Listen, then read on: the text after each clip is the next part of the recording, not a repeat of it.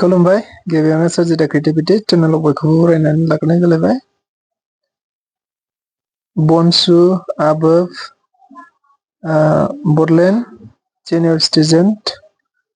आरो गुबुन गुबुन आफादफोरनि मिथिनो मोननाय बायदिब्ला मोनसे धरना हाबाफारि जादों होनना मिथिदों। गोसोखां बिलाइ गथायदों पिटिसि सेक्रेटारियेटनि अफिस मोखाङाव। लोगोसे गोबांथार स्लगान जेरै जोलैनि हांगार, प्रमद बर'नि दादागिरिया सोलिनाय नङा, जोलैनि हांगार प्रमद बर' जोबस्रांलांथों, प्रमद बर'नि दादागिरिया सोलिनाय नङा बायदि बायदि गोबांथार गिलु फालु धरना होनाय जादों। जेराव बनसुनि प्रेसिडेन्ट दङ, दावराव देख्रेब नार्जारी दङ, अमर ज्योति ब्रह्म दङ, लोगोसे गोबांथार बेबायदिनो माखासे गुबुन गुबुन आफादनि दैदेनगिरिफ्रा दं होननानै मिथिनो मोननाय जादों। जाहोना जाहैबाय प्रमद बर' बिथांखौ जोलैनि हांगार जोबस्रांथों आरो प्रमद बर'नि दादागिरि सोलिनाय नङा बायदि स्लगान बुंनायनि गुबै जाहोनखौ दावराव देख्रेब नार्जारी बिथाङा खौरांगिरिफोरनि गेजेराव बुंथिदों। जेराव बिथाङा बुंथिनाय बायदिब्ला थारैनो बिटिसि आथिखालनि प्रमद बर' दैदेननाय बिटिआर गभर्नमेन्टआ माखासे मानि डिसिसन लादों होननानै बुंदों। जेराव देसि होननाय मोनसे जाथि प्रमद बर'आ गोदान बबेबानिफ्राय बोखांनानै लाबोदों होननानै बुंदों दावराव देख्रेब नार्जारीया। जेराव बिटिसिआव बेबायदि देसि होननाय मोनसे हारि गैया आरो बिथांमोननि थाखाय मोनसे रेस्ट्रिक्टेड हलिडे दोननानै होदों होननानै बुंथिदों। गुबुन मोनसे दं कलिता हारिनि मानसिफोरनो रेस्ट्रिक्टेड हलिडे दोनदों होननानै बुंदों। बेनिखायनो बेफोरखौ थाबैनो बोखांनानै लाफिननांगौनि थाखायनो मोनसे धरना हाबाफारि लानाय जादों होननानै बुंथिदों। आरो जुदि सप्ता खंसेनि गेजेरावनो बे थांखिफोरखौ बोखांनानै लायाब्ला सप्ता खंसे बारनाय लोगो लोगो जोङो गेदेरनिफ्राय गेदेरसिन आन्दालन खालामनांगोन होननानै बुंथिनानै होदों दावराव देख्रेब नार्जारी बिथाङा। आरो बेनि अनगायैबो मा बुंबावदों बिथाङा, नोंथांमोना भिडिअखौ नायनानै लाब्लानो रोखासिन जागोन। दिनै जोङो बे बिटिसि मोखाङाव ज' जाफैबाय। दहाय जोङो एसे सिगाङाव बिटिसिनि प्रिन्सिपाल सेक्रेटारि आरो बिनि गेजेरजों जोङो प्रमद बर'नो ओमफ्राय लोगोसे आसामनि चिफ मिनिस्टारनो ओमफ्राय आसामनि गभर्नरनो जों मेम'रेन्डाम हरनाय जाबाय। बे मेम'रेन्डाम हरनायनि मेइन खारना जादों बे दाखालि 23 आरो 24 तारिखखालि बिटिसिआव मोनसे बाजेट सेसन जादोंमोन आरो बे बाजेट सेसनाव जे माखासे मानि जोंनि बेरेखा थांखि लादों जायखौ जों सैज्य खालामनो हाया। आरो बे हिसाबै जों बे माखासे मानि थांखिखौ जोङो आपत्ति खालामनानै जों मेम'रेन्डाम होनाय जादों आरो मेम'रेन्डामजों लोगोसे जों मोनसे टाइम होनाय जाबाय। जोंनि बे आपत्तिखौ सप्ता खनसेनि गेजेरावनो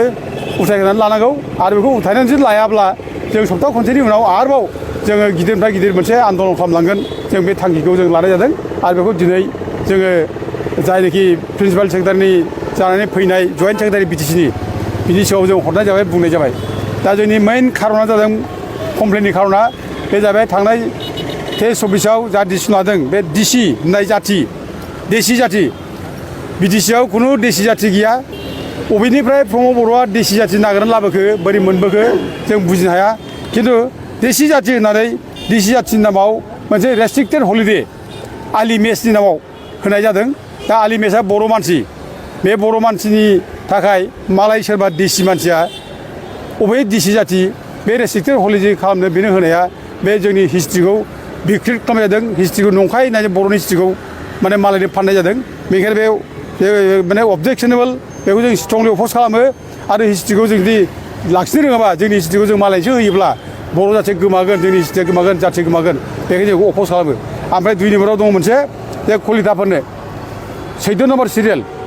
कलिताफोरनो प्रागज्य'तिष दिबस फालिनो थाखाय बिसोरनि टाइमाव रेस्ट्रिक्टेड हलिडे होनाय जादों। बे जाबाय 22 डिसेम्बर 6 पुहा। दा माने बेयाव बुंनाय जाबाय जे प्रागज्य'तिषफोरा कलिताफोरनिसोमोन होननाय जाबाय आरो बिसोरनो कलिताफोरनो प्रागज्य'तिषफोर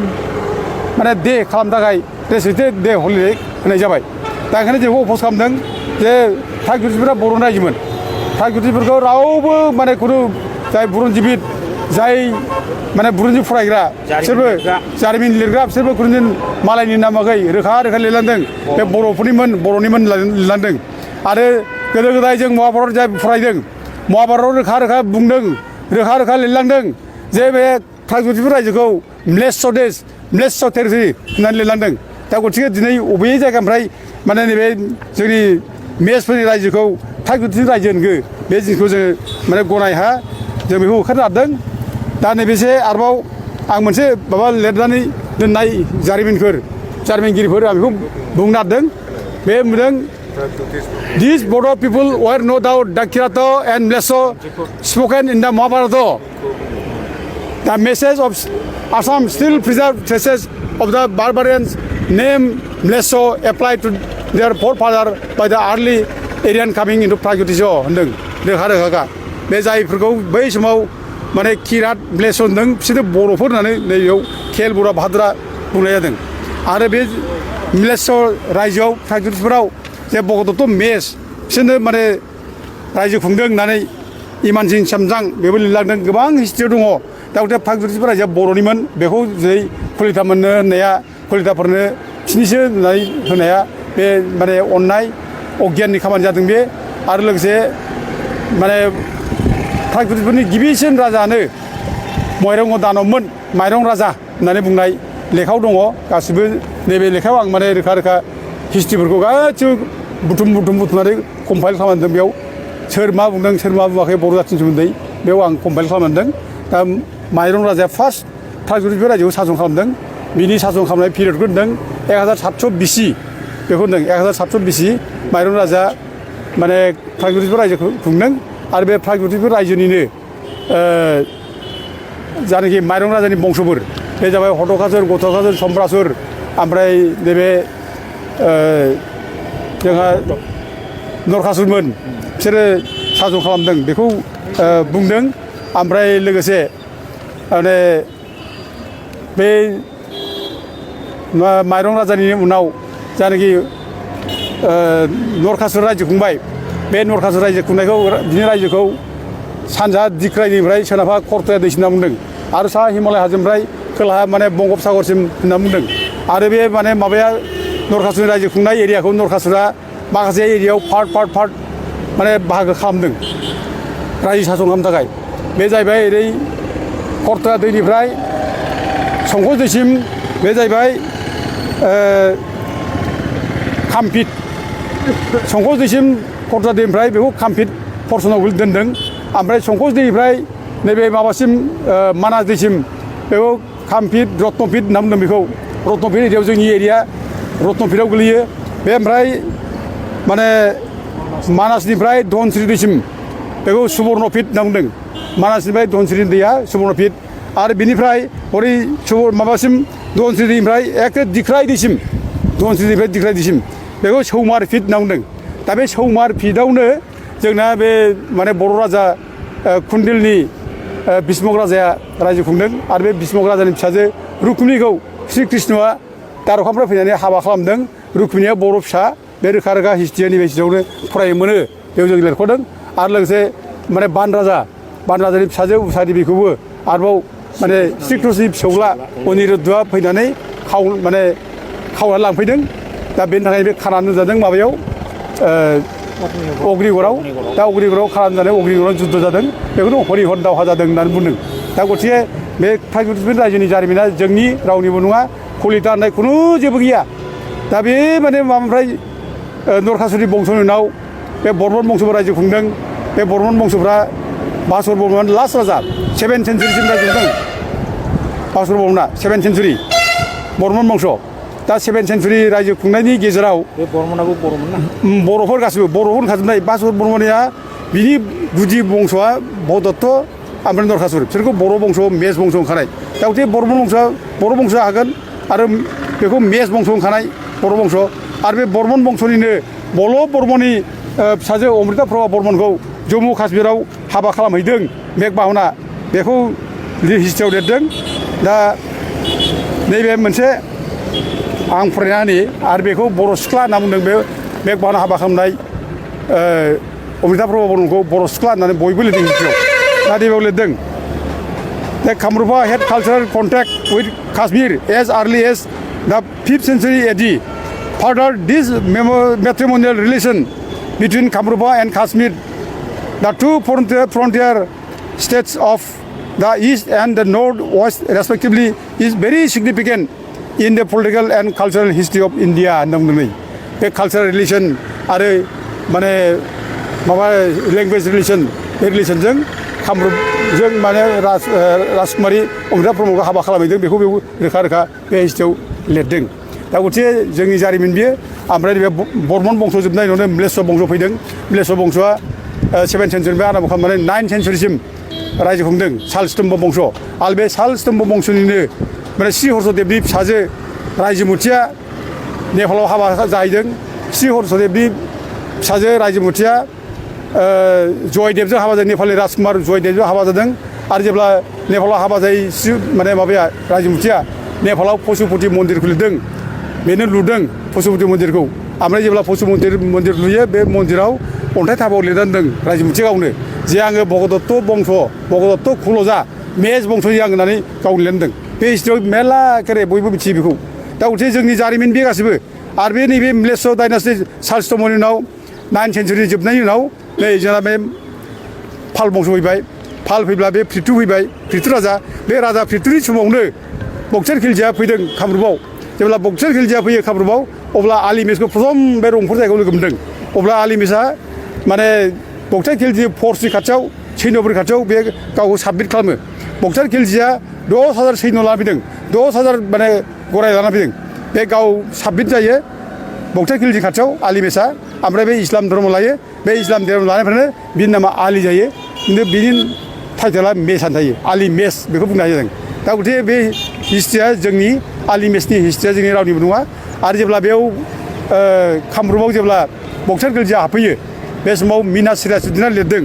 आरो मीना सिराजुद्दीनआ जेखौ लिरदों बियो बै आलि मेसजों बक्सार खिलजिजों फैफानाय सैन्यफोरनावनो सोङै लिरदों बे माबाया मीना सिराजुद्दीनआ बे लिरदों बे लिरनाय समाव बे बुंदों जे कामरुपाव जेब्ला बक्सार खिलजिया हाबफैयो बे समाव मोनथाम जाथिखौ लोगो मोनदों होनना बुंदों मोनथाम जाथि आरो बे मोनथाम जाथिया कच मेस थारु होनदों आरोखि बे मोनथाम जाथिल' ओमफ्राय बे जाथिफ्रा गासिबो साइबेरियाव गाव जेखौ लोगो मोनदों हरजोंहाय साइबेरिया गावबो तुर्कनिफ्राय फैनाय तुर्की बेनिफ्राय फैनाय बेबो बक्सार खिलजिया दा बे साइबेरियाव लोगो मोननाय मानसिखौनो कामरुपाव लोगो मोनफैदों होनना बुंदों थारमाने जों बर'फ्रा साइबेरियावबो दङ आरोखि साइबेरियाव दं बेनो प्रमान जादों आरोखि साइबेरियावबो दङ आरो बे जायगायाव जोङो फैनाया 1206आव जा लोगो मोनफैदों दा खिन्थु बेयावसो फैदों बे नङा बे बोसोरनि सिगां हाजार बोसोर सिगां 1700 बोसोर सिगां बिसि दंमोन माबाया जोंहा मा होनो माइरं राजा रायजो खुंदोंमोन बे रोखा रोखा दा गथे बेयाव खुनु सोरबा देसि जाथि खोमा जाथि बे गैया दा बेयाव प्रमद बर'आ बोरैहाय बे देसि जाथिनि नामाव माने माबा होदों रेस्ट्रिक्टेड हलिदों बेखौ जों मुगैयो बेनाव मेलेम गैला नामा बेहा मेलेमा मा थांखोमोन नालाय जारिमिननि जेबो नलेज गैयाब्ला बे जानला मोनला डिसिसन लानो नाङा बे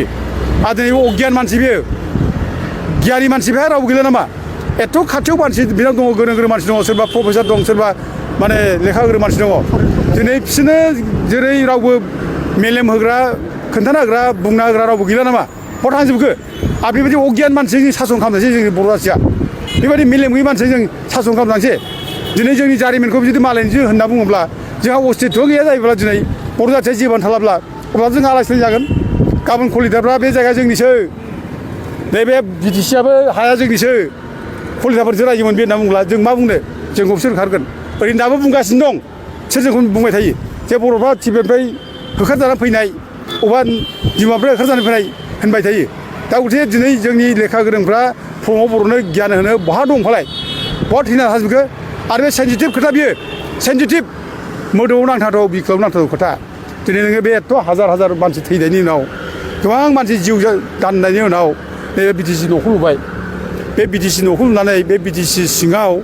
नोङो रायजो बिग्रा मानसिफोर थैनायनि बे बिटिसि सिङाव प्रमद बर'आ हाबनानै दिनै बर'फ्रा रायजो गैयामोन प्रागज्यतिकफोर रायजोआ बर' नङामोनब्ला बेखौ सैजो खालामनोसै बे फाब नांगोन बे सावनांगोन बियो बे माने मुंख्लंफोरनि सावनांगोन बियो आरो जेसेबां भिक्टिम जादों बिसोरनि सावनांगोन बेखौ नायगौ आरोखि एकदम पापि खामानिखौ मावदों बे एखरे पापिस्ट' बर'नि पापिस्ट' होनब्ला बेफोरनो पापिस्ट' बेबायदि डिसिसन लानो हाया रावबो गावनि जाथिखौ दोनखोमानानै गावनि जाथिनि फरिचयखौ दोनखोमानानै नोङो माने बर'नि नङामोन थागिबिफोर होनब्ला बर'नि अस्तित्व गैला जोब्बायना बेखायनो जों मुगैयो बेखौ जों बेखौ इमिडियेट उथायनानै लानांगौ आरो 7 दिननि गेजेराव जुदि उथायनो लायाब्ला जों आन्दलन खालामगोन आरो गोख्रों आन्दलन खालामगोन आरो जों नायखा रायजोफोर जों बेबायदि गोरे सुनि फिसा माने गालखाब गैयै खुगा गैयै जानला मोनला बुंलाबायनाय जानला मोनला दिसुन लाबायनाय बेफोरनाव जोङो बे माने दाउखि सिलिं सैमा खि अमा खि बायदिसिना दौवाबा उफाय गैया जा रायजोफोरा बेबायदिनो जों हाबाफारिखौ जोङो लासै लालांसिगोन दा बर'फ्रा जोङो बे जायगायाव माला फैया बर' जाथिया बे जारिमिना लाख बोसोरनि बाथ्रा साइबिरियाव थानाय बाथ्रा साइबिरियाव लाख बोसोरसिम बर'फ्रा दंमोन होननानै लिरदों नैबे लेखायाव दं नै एसे फरायसै नामा बेयाव बुंदों नै बर' कलर खरफ्रा आइसे खर मानु है गुरि बिसाय বলে গলে বহুত ভিতর কথা কব আহিব পৰে পূৰ্বতে তেওঁলোকে মংগোলীয় দেশৰ কোনোবা অঞ্চলৰ মানুহৰ দৰে লাগে মংগোলীয় देशनि अबा जायगायाव दंमोन आरो गोबां हिस्ट्रियाना बुंदों बर'फ्रा साइबिरियाव दंमोन होनना बुंदों साइबिरियाव दा नैबेयाव लिरनाया बुंदों किसुमान मथे তেওঁলোক सिब्राय बा सिबर बंशधर बर'फ्रा सिब्राय बा माने शिबनि दं बंशधर ओरैनो लिरदों हे তেওঁলোক सिब्रायारि बा सिब्रायनि हारि बा गत्र बा गस्थि बा बंश अथवा शिबारि शिबर बंश सिब्रायर अर्थ बर'সকলৰ आदिम पुरुष बा आदिम देवता बाथौ बोराय सिब्राया साइबिरिया बिदि होनना बुंदों साइबिरिया बिनिफ्राय जानाय दा गथिखे जों बर'फ्रा खुन माने हाजार लाख बोसोर सिगां बे जायगायाव दंहैयोमोन